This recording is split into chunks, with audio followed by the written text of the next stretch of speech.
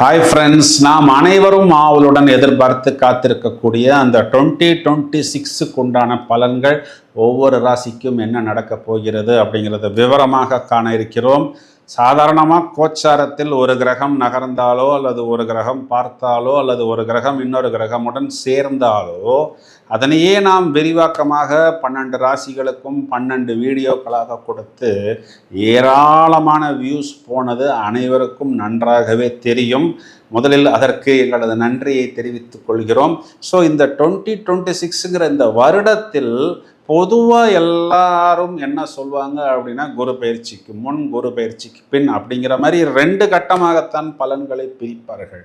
ஆனால் நாடி நரம்பு எலும்பு சதை எல்லாம் இந்த கோச்சார பலன்களே முழுவதுமாக ஊறிய எங்களுக்கு இந்த பலன்களை பிரிக்கும் பொழுது இதை நாங்கள் 3 விதமாக பிரிக்கிறோம். அதாவது மிதுனராசி மண்டலத்தில் குரு இருப்பது, பிறகு கடகராசி மண்டலத்துக்குள் குரு வருவது 2 பிரிவுகளாக எடுத்துக்கொண்டாலும் மார்ச் மாதம் 15ஆம் தேதி முதல் அனைத்து கிரகங்களுமே இந்த பக்கம் ராகுவுக்குள் அடங்கிவிடும், அந்த பக்கம் கேதுவுக்குள் அடங்கிவிடும். மார்ச் 15 தேதி முதல் ஜூலை மாதம் 11 தேதி வரை கிட்டத்தட்ட 4 மாதங்கள் ராகு கேது அச்சுக்குள் தான் அனைத்து கிரகங்களுமே அடங்கும். இதற்கு பெயர் கால சர்ப்ப தோஷம். அப்போ எல்லா கிரகங்களுமே ராகு கேதுக்குள் அடங்கும் பொழுது ராகு கேது இந்த 2 கிரகங்களும் தலை விரித்து ஆடும். அதிலும் ராகு தனது சொந்த நட்சத்திரத்தில் நிற்கிறது. ஜூன் மாதம் 5 தேதிக்கு பிறகு ராகுவிற்கு குருவின் பார்வை மறுக்கப்படுகிறது.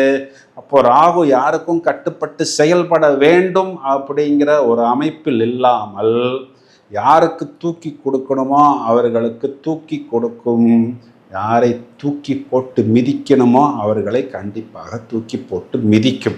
இவ்வாறு வரக்கூடிய இந்த கிரக அமைப்புகள் ஒவ்வொரு ராசிக்கும் என்ன சொல்ல போகிறது அப்படிங்கிறத வழக்கம் போல் பிரித்து மேய்வோம்.